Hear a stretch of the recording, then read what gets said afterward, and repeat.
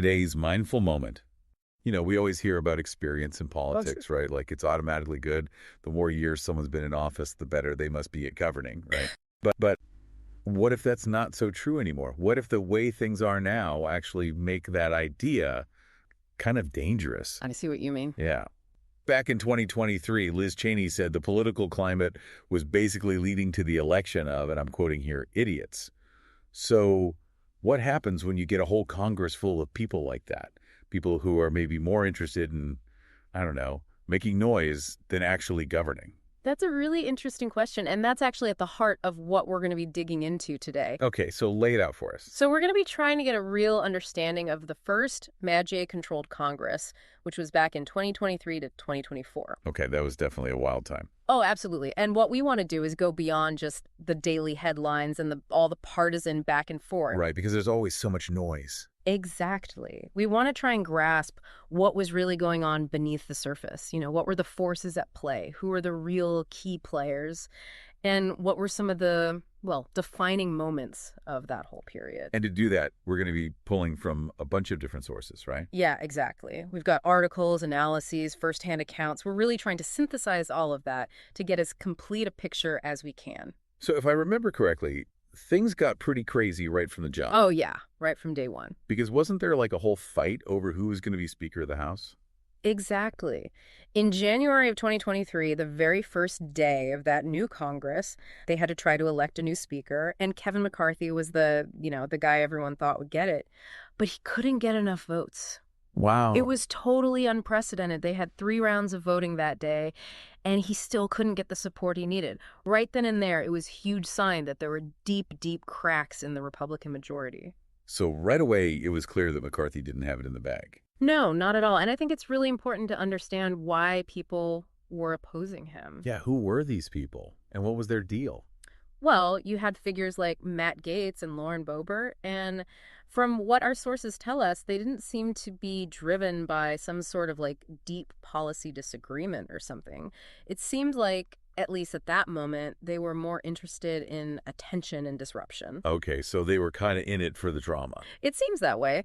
Boebert even went so far as to say she was divinely inspired to oppose McCarthy. I mean, that's pretty out there. Yeah, that's wild. And there were some really symbolic moments too, right? Like Pelosi moving to the back of the chamber. Exactly. That was a huge visual representation of the power shift that was happening. And then you had Santos, who was already kind of an isolated figure, just glued to his phone the whole time. Oh, yeah, he was already, dealing with his own stuff even then. Totally. And another thing that was interesting was that Trump, even with all his influence, wasn't really playing the kingmaker role everyone expected. He wasn't stepping in and forcing people to get in line. Huh. Interesting. Yeah. And Perry, who was trying to manage all these dissenting votes, he even admitted it was really tough for him to control these guys. He said they were basically just set on disruption. So it was like herding cats almost. Kind of. And meanwhile, the Democrats were totally united. They were just sitting back and watching the Republicans completely implode. Letting them stew in their own juices. Yeah, pretty much. They made it clear they weren't going to get involved. It was a Republican problem, so the Republicans had to deal with it themselves. And Gaetz, he tried to make a big statement, didn't he? By walking out of the negotiations. Oh, absolutely. He totally stormed out. Mm-hmm. But it didn't really have the effect he was hoping for. He ended up leaving by himself, totally isolated. So even among the rebels, there was some division. For sure. But over time, something interesting happened. As they went through more and more rounds of voting, the dynamics started to shift.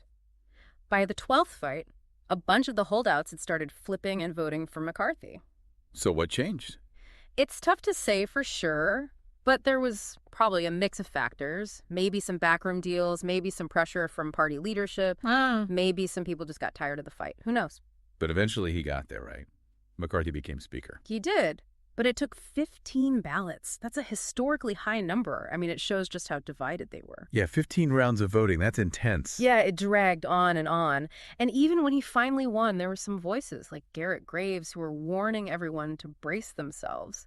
They knew the hard part was just beginning. Because he had to make a ton of concessions to get there, right? Exactly. To win over those holdouts, he had to promise them all kinds of things. He gave them key committee assignments. He agreed to specific spending cuts. He created a whole new investigative subcommittee, and most importantly, he agreed to change the rules so it would be easier to remove him as speaker. Wow, so he was basically walking into the job with a huge target on his back. Pretty much. And even Trump getting personally involved, calling Gates to try and get him on board, didn't immediately solve everything. So even Trump's magic touch wasn't enough. Apparently not. The final sticking points with Gates and Boebert were all about getting guarantees that the more moderate Republicans would vote the right way. So it was all about control, making sure that the far right had a real stranglehold on the party. Absolutely. And that just shows how precarious McCarthy's position was from the get-go. Yeah, he was basically governing by the skin of his teeth. So let's talk about McCarthy as a leader. Once he finally got the job, he was known as a pretty skilled fundraiser, right? Oh, yeah. He was a fundraising machine. And apparently, he had this really interesting way of evaluating potential candidates. Okay, how so? Well, he was really focused on their community ties. Like, he wanted to know how long they'd been involved in their communities, how deep their roots were. He saw that as a sign of electability. Huh. That's interesting. So it wasn't so much about ideology for him. Well, that's the thing. A lot of people felt like he didn't have very strong ideological beliefs himself. Okay, so kind of like a pragmatist. Yeah, maybe. But there were a lot of stories and anecdotes that kind of fed into this narrative that he was a little too eager to please Trump. Like there was that whole thing about him sorting Starburst candies for Trump and then how he visited Mar-a-Lago right after January 6th. It just made it look like he was constantly trying to stay in Trump's good graces. Right, so optics were important. Totally. Yeah. And it seemed like his main priority was just building a broad base of support within the party and keeping everyone happy. But that all fell apart pretty quickly, didn't it? Yeah, the cracks started showing almost immediately. The debt ceiling crisis in the spring of 2023 was basically the end of any kind of honeymoon period he might have had. Because that put everyone's true colors on display, right? Where they stood on the really tough issues. Exactly. And in that kind of environment, figures like Nancy Mace became really important. Okay, why her? Well, she was this interesting mix. She was a fiscal conservative, so she was generally against spending increases, but she also really liked media attention. So kind of a maverick. Yeah, sort of. And because she was often a swing vote, she had a lot of leverage. She could really make or break things for McCarthy. Yeah, I can see how that would give her a lot of power. Totally. And she was in a really tough spot during the debt ceiling fight. On the one hand, her principals said she should vote against the bill because it would increase the debt. But on the other hand, she knew that if she did that, she could bring down McCarthy and the whole Republican agenda. So she was caught between a rock and a hard place. Exactly. And then you add in her complicated history with Trump. Yeah, she had some issues with him, right? Big time. She's a rape survivor, and she felt triggered by a lot of Trump's rhetoric and behavior. And she was also very critical of his role in January 6th. But at the same time, she also seemed to understand the media power of being associated with him. So a very complex relationship. Sure. And there's this one moment that really illustrates the kind of maneuvering that was going on behind the scenes. During the debt ceiling debate, she sent this very strategic text message to Tom Emmer, who was in charge of getting votes. What did it say? Well, it basically implied that if they didn't do something to address her concerns about the bill, she might vote against it. It was a classic power play. Wow, so she knew how to work the system. Oh, absolutely.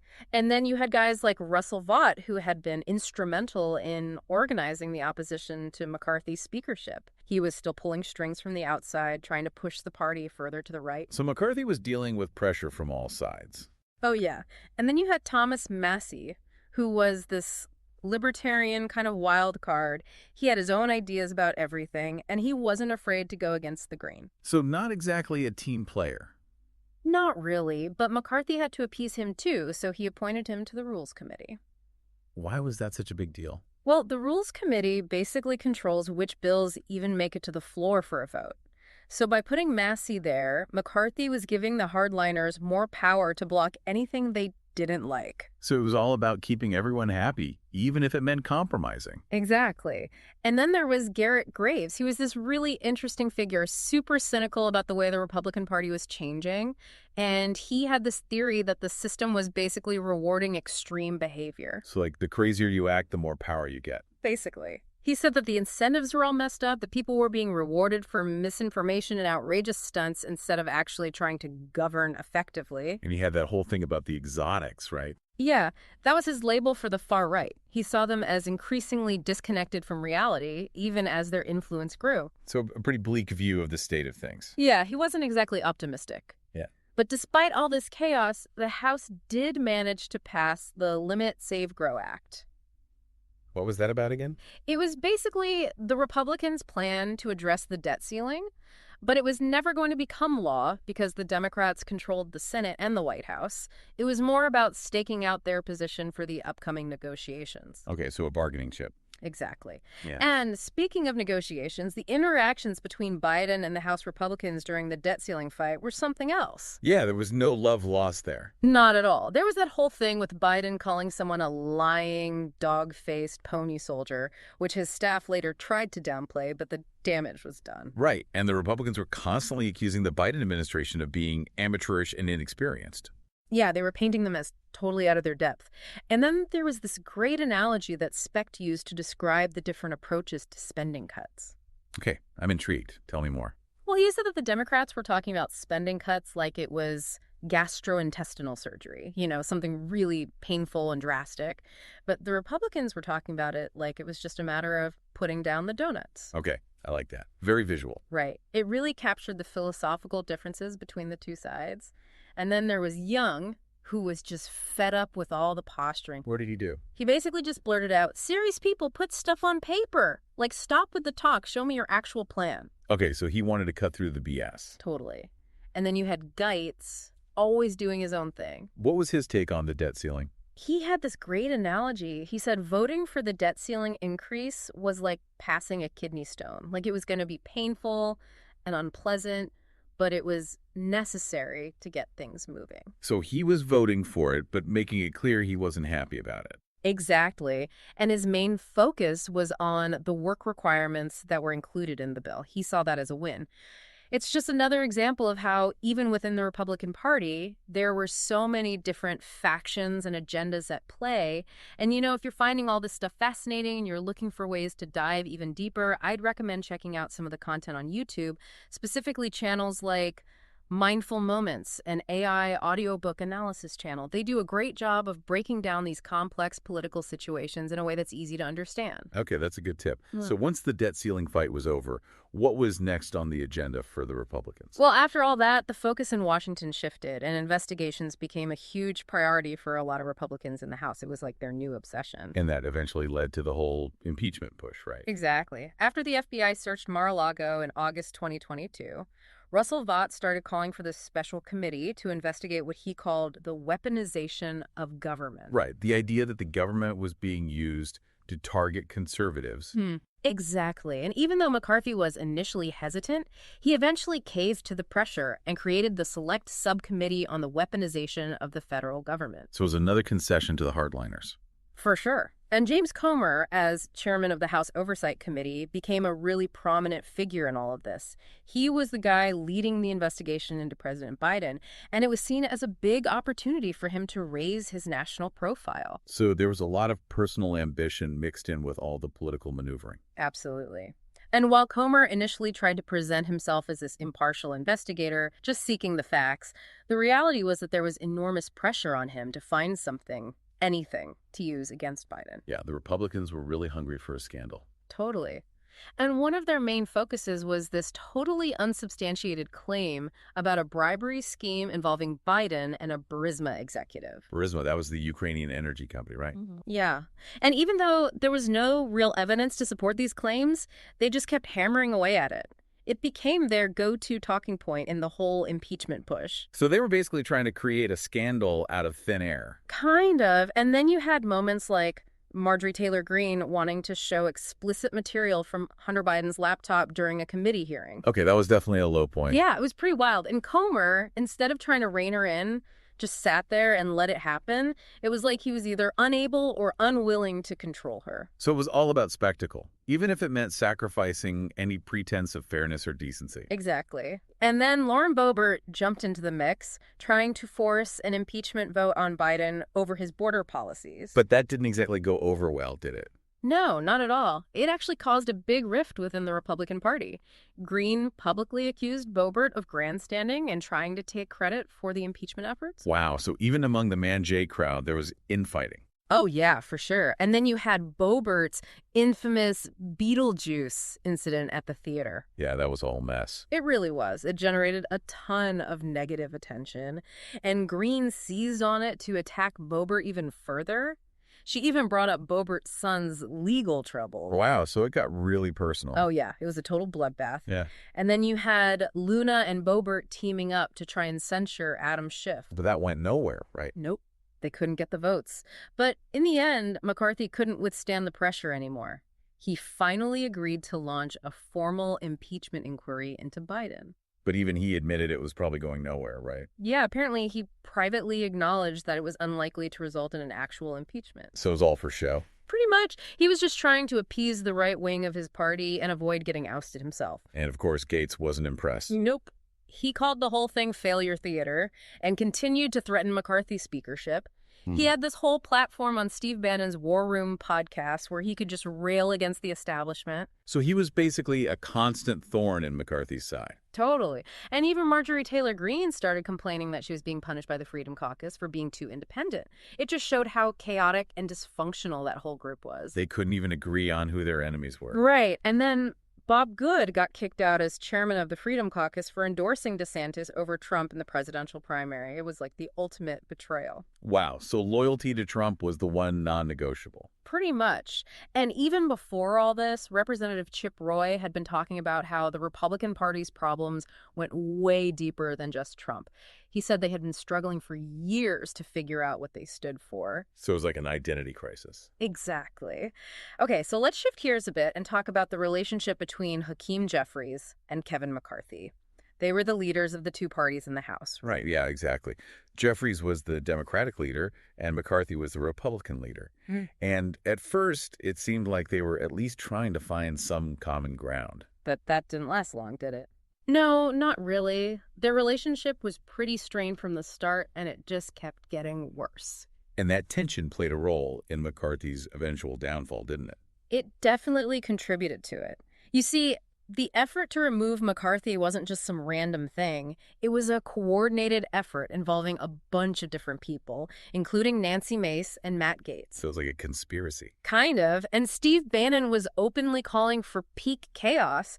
He even suggested that Trump should become speaker.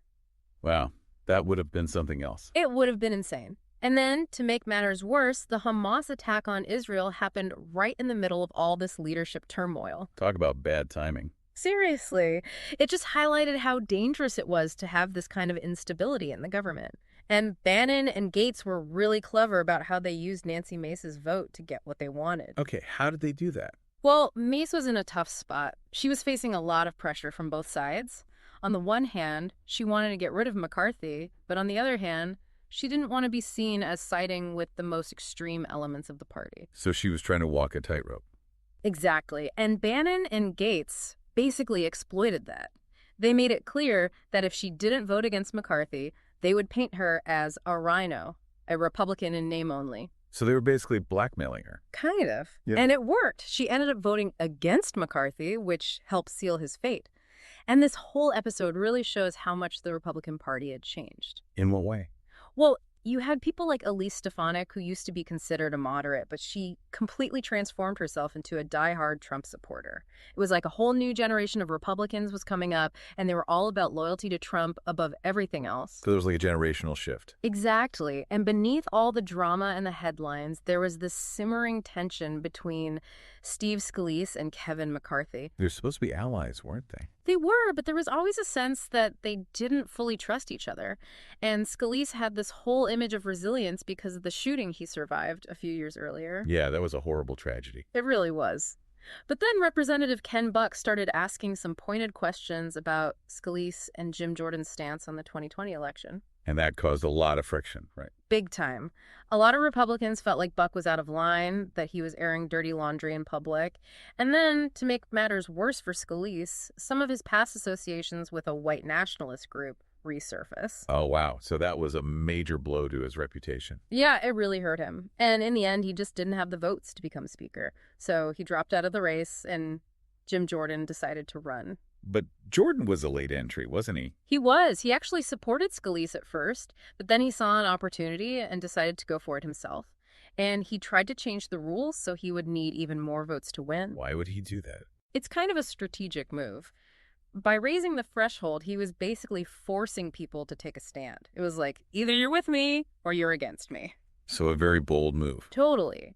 And he wasn't afraid to play hardball. There were reports that his supporters were putting a lot of pressure on Republicans who were hesitant to back him. They were even making threats against some of them. Like who?